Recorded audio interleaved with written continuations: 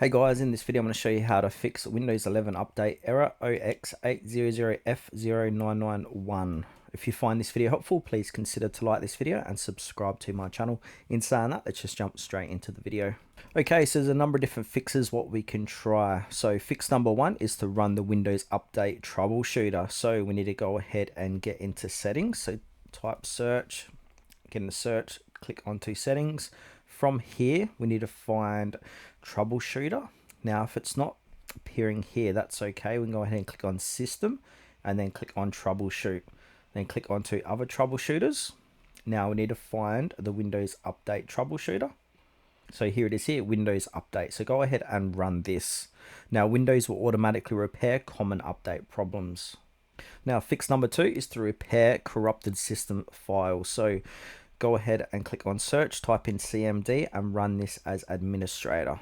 Now once it's run, we want to go ahead and type this in. So go ahead and copy and paste this code in here. So DSIM online cleanup image restore elf and then click enter.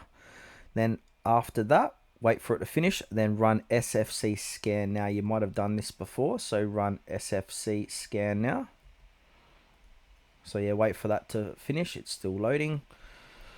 While it loads, I'm just going to paste this in a document. So the next code you want to put in is SFC scan now.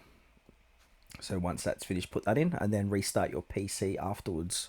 Now next fix, it might be a storage issue. So low storage can also trigger update errors. Now to check out storage, go ahead and get back into settings. Then from here, click into system tab. To the right, look for storage.